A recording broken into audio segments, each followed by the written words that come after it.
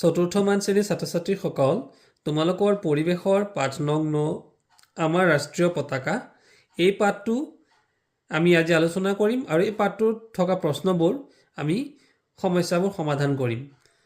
এতিয়া তোমালোকে চিত্ৰত প্ৰথমে দেখিছা এইটো কিহৰ চিত্ৰ বাৰু? এইটো হৈছে জাতীয় পতাকা উত্তোলন কৰা এটা চিত্ৰ, নহয় জানো? এতিয়া ইয়াতে চোৱা কবিতা এটা দিছিল। এই কবিতাটো আমি আগতে আমাৰ আগৰ যিবোৰ সিলেবাছ তাতে আমি পাইছিলোঁ। তিনিবৰণীয়া জাতীয় পতাকা বতাহত উৰি নাচে, ওপৰত গেৰুৱা মাজত বগা তলত সেউজীয়া ৰং আছে। আচলতে কবিতাটো আগতকৈ অকণমান অন্য ধৰণে লিখা হৈছে। আগতে আছিল তলত শ্যামল আছে, এতিয়া আজিকালি ইয়াত অন্য এটা কবিতা দিছে তলত সেউজীয়া আছে, অৰ্থাৎ এই সেউজীয়া মানেই হৈছে শ্যামল ৰং, শ্যামল বুলি কয়। মাজৰ গাঢ় নীলা অশোক চক্ৰত 24ডাল দণ্ড আছে।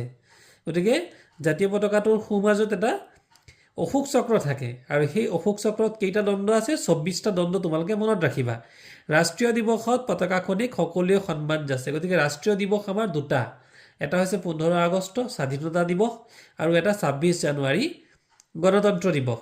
গতিকে এই কথাখিনি তোমালোকে মনত ৰাখি ল'বা। ইয়াৰ পিছতে তোমালোকে এই জাতীয় পতাকাখনলৈ ভালকৈ মন কৰাচোন। ইয়াত 3টা ৰং আছে, ওপৰত গেৰুৱা মাজত বগা আৰু তলত সেউজীয়া বা শ্যামল। এতিয়া মাজত যে বগা ৰংটো আছে তাৰ ভিতৰতো কিন্তু সোঁমাজত এটা অশোক চক্ৰ আছে আৰু এই অশোক চক্ৰডালত 24ডাল দণ্ড আছে।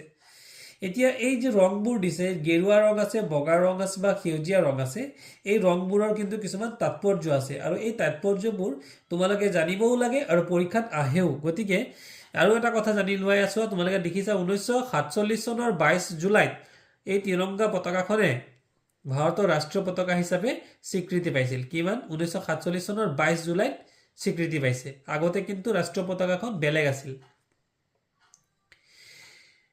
এই ৰাষ্ট্ৰীয় পতাকাখন আমাৰ দেশৰ গৌৰৱ। এতিয়া ৰাষ্ট্ৰীয় পতাকাই দেশখনক প্ৰতিনিধিত্ব কৰে। আমাৰ ৰাষ্ট্ৰীয় পতাকাখনৰ ৰংবোৰে বেলেগ বেলেগ অৰ্থ বহন কৰে। কিনো কৰে? ওপৰৰ গেৰুৱা ৰং কি?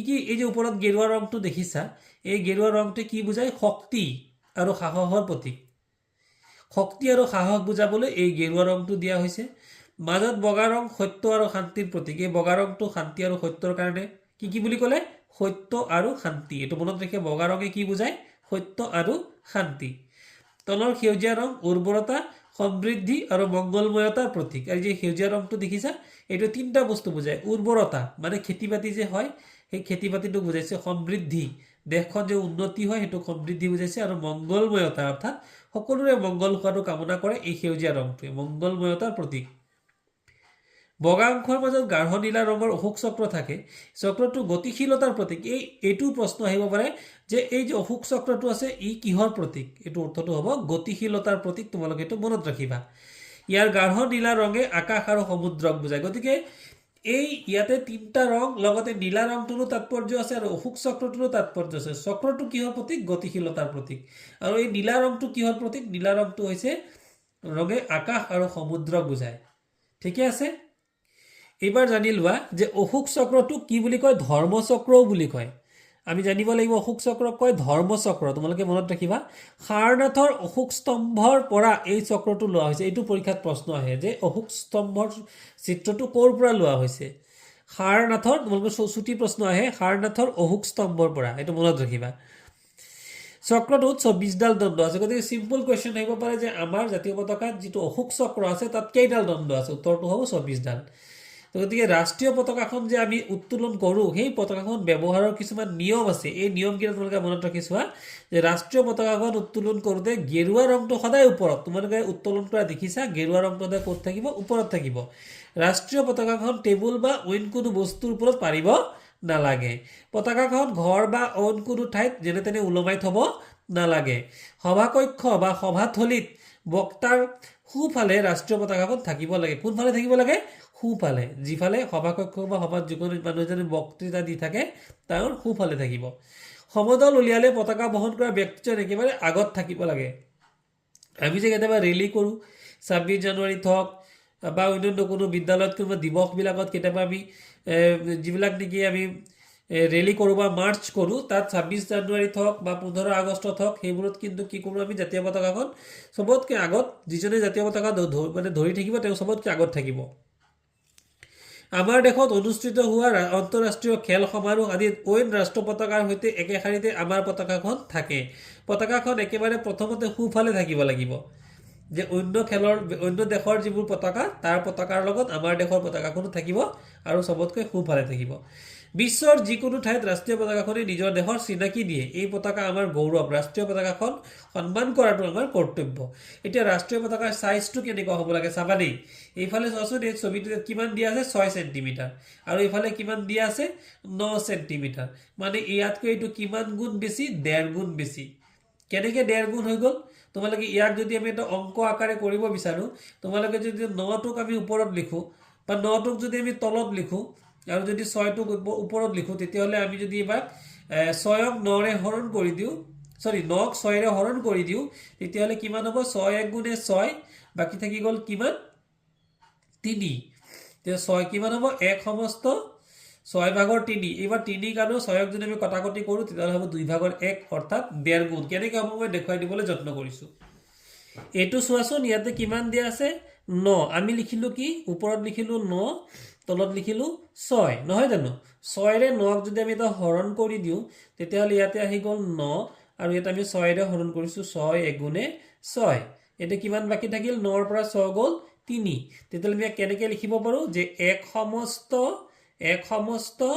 6 ভাগৰ 3 এবাৰ যদি 3 কাটি দিও 3 1 গুণে 3 আৰু 3 2 গুণে 6 তেতিয়াহলে আমি কি লিখিব পাৰো 1 সমস্ত 2 ভাগৰ 1 গতিকে এইটোকে কোৱা হ'ব 1.5 1 সমস্ত 2 ভাগৰ 1টোকে কি বুলি কোৱা হয় 1.5 বুলি কোৱা হয় আৰু এইটোৱে হ'ব 1.5 গুণ মানে আমি ইফালে যদি যিমান ল'ব লাগে যদি ইফালে 6 লম তাৰ 1.5 গুণ কিমান হ'ব 9 6ৰ 1.5 গুণ কিমান 9 বুজি পাইছা এই হৰণটো চোৱা কেনেকৈ কৰিলো 6ক 9ৰে হৰণ কৰিলো 6 9 গ'ল এবাৰ 6 1 গুণে 6 9ৰ পৰা 6 গ'ল 3 গতিকে কিমান হৈ গ'ল 6 সমস্ত 1 সম উত্তৰটো আমাৰ কিমান ওলাল 1 গতিকে 1 সমস্ত 6 ভাগৰ 3 এইটো আমি লিখিছো এবাৰ 3 1 গুণে 3 আৰু 3 2 গুণে 6 গতিকে 1 সমস্ত 2 ভাগৰ 1 অৰ্থাৎ 1.5 এইটোকে কোৱা হ'ব যে আমাৰ পতাকাখনৰ জোখ হৈছে পথালিত কিমান হ'ব লাগিব যিমান লম আমি দীঘলতাৰ 1.5 গুণ হ'ব লাগিব বুজি পাইছা যদি ইফালে 6 সেন্টিমিটাৰ লৈছিলে মানে কিমান হ'ব লাগিব 9 সেন্টিমিটাৰ এটা এটা অংকৰ এটা হিসাব ইয়াতে দিছে আমাৰ ৰাষ্ট্ৰীয় পতাকাখনৰ দিগ আৰু প্ৰস্থৰ অনুপাত 3:2 এটা 3:2 মানে কিমান যে আমি কিমান পালো ইয়াতে পালো 9 আৰু অনুপাত ইয়াতে পালো কিমান 2 সৰি 6 আৰু আমি কিমান লৈছিলো 9 লৈছিলো গতিকে ইয়াতে যদি আমি কটাকটি কৰো 3 গুণে 9 ইয়াত অনুপাতটো লিখিলো আৰু 3 ৰে যদি 6 কাটি দিও 3 2 গুণে 6 গতিকে এই 3:2 মানে যি কথা এটোৱে হ'ব 1.5 গুণ অৰ্থাৎ 1 সমস্ত 2 ভাগৰ 1 এটা কথা এতিয়া আমাক ইয়াত প্ৰশ্ন এটা দিছে যে 12 সেন্টিমিটাৰ আৰু 15 সেন্টিমিটাৰ অৰ্থাৎ ইয়াত কিমান দিছে দিক যদি 9 সেন্টিমিটাৰ 12 সেন্টিমিটাৰ আৰু 15 সেন্টিমিটাৰ হয় তেন্তে প্ৰস্থ কিমান হ'ব দিক 9 হলে প্ৰস্থ হ'ব 6 দিক যদি 12 হয় প্ৰস্থ হ'ব 8 আৰু দিক যদি 15 হয় তেনহলে প্ৰস্থ কিমান হ'ব 10 তোমালোকে কৰি চাব পাৰা আমাৰ দিক কিমান আছিল দিক আমি কিমান ললো দিক ললো 9 আৰু প্ৰস্থ ললো 6 ইয়াক আমি কৰিছো কটাকটি কৰিলে কিমান হ'ব 3:2 ঠিক তেনেকে দিক যদি আমি 12 লওঁ তেতিয়াহলে প্ৰস্থ কিমান হ'ব বুলি কৈছে প্ৰস্থ ইয়াত কৈছে 8 হ'ব হয়নে ইয়াতে 8 ললে তেতিয়া কিমান হ'ব চোৱা 4 3 গুণে 12 আৰু 4 ইয়াক 8ক যদি কাটি দিও 4 2 গুণে 8 হৈছে 2 গুণ এনেকে আমি কি বলো অনুপাতটো কিমান হ'ব 3:2 হ'ব আশা কৰিছো তোমালোকে বুজি পাইছা আৰু যদি তোমালোকে বুজি পাইছা কমেন্ট বক্সত জনাবা আৰু বুজি নাপালেও তোমালোকে কমেন্ট বক্সত কমেন্ট কৰিবলৈ নাপাহৰিবা এবাৰ ৰাষ্ট্ৰীয় পতাকাখনৰ বিষয়ে জানি লও আহা আমাৰ ৰাষ্ট্ৰীয় পতাকাটো হল প্ৰতীকটো হল অশোক স্তম্ভ বা পৰীক্ষাত প্ৰশ্ন আহিব যে আমাৰ ৰাষ্ট্ৰীয় প্ৰতীকটো কি এটো উত্তৰটো হয় অশোক স্তম্ভ ৰাষ্ট্ৰীয় পতাকাত প্ৰতীকটো তিনটা সিংহ পিঠিয়া অৰ্থাৎ এইফালে এটা লায়ন আছে অৰ্থাৎ সিংহ আছে এইফালে এটা লায়ন আছে এইফালে এটা লায়ন আছে নহয়নে অৰ্থাৎ সিংহ পিঠিয়া পিঠিকৈ হৈ থকা দেখা যায় সন্মুখৰ ফালৰ পৰা চালে পিছৰ ফালটো দেখা নাযায় গতিকে এইফালে এটা আৰু পিছফালে আৰু এটা সিংহ আছে কেইটা হ'ব 4টা কেৱল ছবিত দেখুৱাৰ দৰে তিনটা সিংহহে দেখা যায় সিংহ কেইটাৰ তলত অশোক চক্ৰটো আছে আৰু একেবাৰে তলত চোৱা এইটো অশোক চক্ৰ হয়নে এই চক্ৰটোৰ এফালে ঘোঁৰাৰ ছবি তোমালোকে এই চক্ৰটো দেখিছা চক্ৰটোৰ এফালে কিন্তু হাড় গৰু আছে এই এফালে হৈছে হাড় গৰু আৰু এফালে হৈছে এটা ঘোঁৰাৰ ছবি আছে দেই এটো কিন্তু তোমালোকে মনত ৰাখিব লাগিব এফালে এটা হাড় গৰুৰ ছবি আৰু একেবাৰে তলত সত্যমেৱ জয়তে লিখা আছে এইফালে চোৱা তলত তলত আমি আখৰটো ধৰিব পৰা যোৱা নাই কিন্তু একেবাৰে তলত ইয়াতে লিখা থাকিব সত্যমে জয়তে অৰ্থাৎ সত্যৰ সদায় জয় চৰকাৰী কাগজ পত্ৰ ডাক টিকট পোষ্টকাৰ্ড আদিত ৰাষ্ট্ৰীয় প্ৰতীকৰ মোহৰটো ব্যৱহাৰ কৰা বাধ্যতামূলক তোমালোকে দেখিছা যে পোষ্ট অফিচৰ চৰকাৰ যিবিলাক ডাক টিকট পোষ্টকাৰ্ড পোষ্ট অফিচৰ যিমান ডকুমেণ্টছ এইবিলাকত কিন্তু সাধাৰণতে এইবোৰ এই ৰাষ্ট্ৰীয় চিহ্নটো দিয়া হয় অৰ্থাৎ আমাৰ অশোক স্তম্ভৰ চিহ্নটো দিয়া হয় 1950 চনৰ 26 জানুৱাৰীৰ দিনা ভাৰতৰ ৰাষ্ট্ৰীয় প্ৰতীকটো গ্ৰহণ কৰা হয় ঠিকে আছে ইয়াত চোৱা 26 জানুৱাৰীৰ দিনটো সমগ্ৰ ভাৰতবৰ্ষত গণতন্ত্ৰ দিৱস হিচাপে পালন কৰা হয় তোমালোকে কথাটো জানা সেইদিনা দিল্লীত ৰাষ্ট্ৰপতিয়ে তিৰংগা পতাকা উত্তোলন কৰে কোনে কৰে ৰাষ্ট্ৰপতিয়ে গণতন্ত্ৰ দিৱসৰ দিনা সাহসিকতা দেখুওৱা 16 বছৰৰ তলৰ শিশুসকলক দিল্লীত বঁটা প্ৰদান কৰা হয় যিবিলাক শিশু 16 বছৰৰ তলৰ তেওঁলোকে যিসকলে সাহস দেখুৱায় তেওঁলোকক কি কৰা হয় বঁটা প্ৰদান কৰা হয় 15 আগষ্টৰ দিনটো সমগ্ৰ ভাৰতবৰ্ষত স্বাধীনতা দিৱস হিচাপে পালন কৰা হয় তোমালোকে এই কথাটো মনত ৰাখিব লাগিব যে 15 আগষ্টটো কি বুলি পালন কৰে স্বাধীনতা দিৱস সেইদিনা দিল্লীৰ লালকিল্লাত প্ৰধানমন্ত্ৰীয়ে তিৰংগা পতাকা উত্তোলন কৰে সকলো চৰকাৰী কাৰ্যালয় শিক্ষানুষ্ঠান ব্যক্তিগত গৃহ আদিতো পতাকা উত্তোলন কৰা হয় তোমালোকে পাইছাই ঘৰ ঘৰ তিৰংগা নহয়নে বাৰু এইবাৰ ৰাষ্ট্ৰীয় সংগীত এই যে জনগণমন আমি ৰাষ্ট্ৰীয় সংগীতটো গাওঁ কিমান সময়ত গাব লাগে জানানে এই ৰাষ্ট্ৰীয় সংগীতটো আমি 52 ছেকেণ্ডত গাব লাগে আৰু এই কথাটো চোৱা ইয়াত ধুনীয়াকৈ লিখি দিছে দেখিছা ইয়াতে 52 ছেকেণ্ড বুলি লিখা আছে তোমালোকে কিন্তু আগলৈ মনত ৰাখিবা আৰু গানটো গাওঁতে কিমান ছেকেণ্ড লাগে 52 ছেকেণ্ড ঠিক আছে এতিয়া লগতে চোৱা 1950 চনৰ 24 জানুৱাৰীৰ পৰা কবিগুৰু ৰবীন্দ্ৰনাথ ঠাকুৰৰ এই গীতটোক ৰাষ্ট্ৰীয় সংগীত হিচাপে স্বীকৃতি দিয়া হয় যে কেতিয়াৰে পৰা আমাৰ এই যে গীতটো আছে জনগণ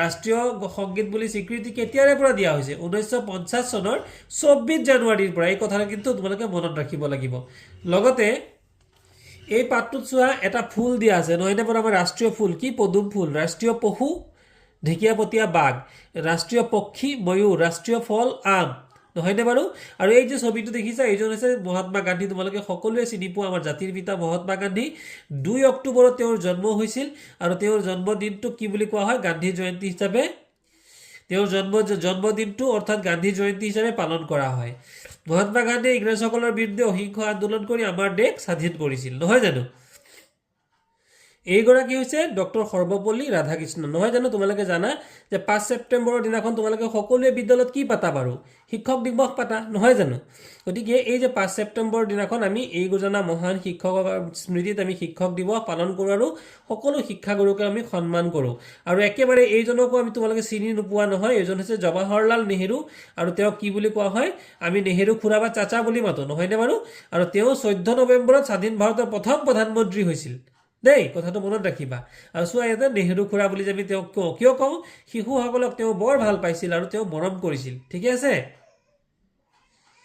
গতিকে মৰমৰ ছাত্ৰ ছাত্ৰীসকল ইয়াৰ পিছতে আমি এই পাঠটোৰ প্ৰশ্নসমূহ আলোচনা কৰিম ছাত্ৰ ছাত্ৰীসকল এইবাৰ আমি এই পাঠটোৰ প্ৰশ্নসমূহ আলোচনা কৰোঁ আহাচোন প্ৰথমটো প্ৰশ্নত দিছিল ভাৰতৰ ৰাষ্ট্ৰীয় পতাকাখন কিয় তিৰংগা পতাকা বুলি কোৱা হয় উত্তৰটো হ'ব ভাৰতৰ ৰাষ্ট্ৰীয় পতাকাখনৰ 3টা ৰং থকাৰ বাবে তিৰংগা পতাকা বুলি কোৱা হয় ৰাষ্ট্ৰীয় প্ৰতীকটোৰ মোহৰটো আমি ক'ত ব্যৱহাৰ কৰোঁ হয়নে বাৰু খ নম্বৰ প্ৰশ্নটো উত্তৰটো হ'ব চৰকাৰী কাগজ পত্ৰ ডাক টিকট পোষ্টকাৰ্ড আদিত ৰাষ্ট্ৰীয় প্ৰতীকৰ মোহৰটো আমি ব্যৱহাৰ কৰোঁ গ নম্বৰ প্ৰশ্নটো দিছিলে ভাৰতে কোন তাৰিখে স্বাধীনতা দিৱস উদযাপন কৰে ভাৰতে 15 আগষ্ট তাৰিখে স্বাধীনতা দিৱস পালন কৰে আৰু গণতন্ত্ৰ দিৱস কেতিয়া বাৰু গণতন্ত্ৰ দিৱস 26 জানুৱাৰী নহয় জানো ৰাষ্ট্ৰীয় পতাকাখনৰ ব্যৱহাৰৰ 3টা নিয়ম আমাক লিখিবলৈ দিছে আমি যে ইতিমধ্যে পাইছিলোঁ গতিকে 3টা ব্যৱহাৰ কি হ'ব ৰাষ্ট্ৰীয় পতাকাখনৰ 3টা ব্যৱহাৰ হ'ল সূৰ্য উদয় হোৱাৰ পাছত পতাকাখন উত্তোলন কৰিব নালাগে আৰু সূৰ্য অস্ত যোৱাৰ আগতে নমাব লাগে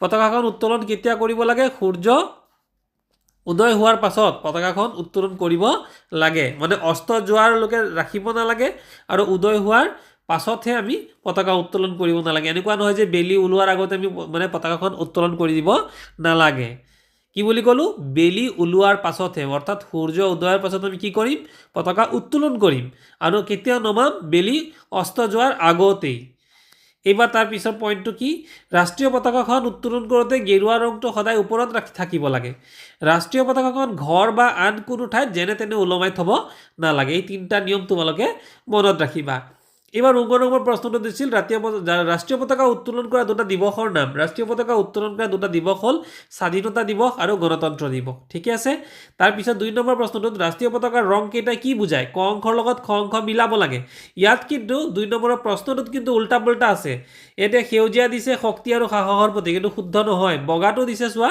উৰ্বৰতা সমৃদ্ধি আৰু মংগলময়তাৰ প্ৰতীক শুদ্ধ নহয় সব উল্টা পুল্টাকে আছে হয়নে বাৰু এইবাৰ আমি তেতিয়াহ'লে কি কৰিম উত্তৰত মিলাই লিখিম কেনেকৈ মিলাম সেউজীয়া ৰংটোৱে কি বুজায় উৰ্বৰতা সমৃদ্ধি আৰু মংগলময়তাৰ প্ৰতীক এইটোহে শুদ্ধ বগা ৰংটোৱে কি বুজায় সত্য আৰু শান্তিৰ প্ৰতীক গেৰুৱা ৰংটোৱে কি বুজায় শক্তি আৰু সাহসৰ প্ৰতীক আৰু একেবাৰে গাঢ় নীলাটোৱে কি বুজায় আকাশ আৰু সমুদ্ৰক বুজায় হয়নে বাৰু এই চাৰিটা ৰঙে কোনটোৱে কি বুজায় মৰমৰ ছাত্ৰ ছাত্ৰীসকল তোমালোকে ভালকৈ মনত ৰাখিবা এবাৰ আহা আমি খালী ঠাইবোৰ আলোচনা কৰোঁ খালী ঠাই পূৰ কৰা মহাত্মা গান্ধীৰ জন্মদিনটো ডেছ হিচাপে পালন কৰা হয় কি হিচাপে পালন কৰা হয় উত্তৰটো হ'ব গান্ধী জয়ন্তী খ নম্বৰ জৱাহৰলাল নেহৰুৰ শিশুসকলৰ মাজত ডেছ বুলি পৰিচিত কি বুলি নেহৰু খুৰা 26 জানুৱাৰী ডেছ পালন কৰা হয় কি পালন কৰা হয় গণতন্ত্ৰ দিৱস তাৰপিছত ডেছ জন্মদিনটোত শিক্ষক দিৱস হিচাপে পালন কৰা হয় সৰ্বপল্লী ৰাধাকৃষ্ণনৰ জন্ম দিৱসটো তাৰপিছত আমাৰ ৰাষ্ট্ৰীয় প্ৰতীকটো হ'ল কি হ'ব একেবাৰে শেষত অশোক স্তম্ভ গতিকে মৰমৰ ছাত্ৰ ছাত্ৰীসকল তোমালোকে যদি পাঠটো পঢ়ি ভাল পালা মোৰ বুজোৱা পদ্ধতি ভাল পালা নিশ্চয়কৈ লাইক কৰি দিবা আৰু বন্ধুসকলৰ মাজত শ্বেয়াৰ কৰি দিবা আৰু যদি প্ৰথমবাৰৰ বাবে চেনেলটোলৈ আহিছে তেতিয়াহ'লে নিশ্চয়কৈ চেনেলটো ছাবস্ক্ৰাইব কৰি দিবা আৰু কমেণ্ট কৰিবলৈ নাপাহৰিবা আৰু তোমালোকে ছাবস্ক্ৰাইব কৰি পেলাই যদি কমেণ্ট কৰা তেতিয়াহ'লে কমেণ্টৰ দ্বাৰা মই আকৌ তোমালোকৰ বাবে দ্বিতীয়বাৰ ভিডিঅ' প্ৰস্তুত কৰিবলৈ মোৰ মনত উৎসাহ পাম ধন্যবাদ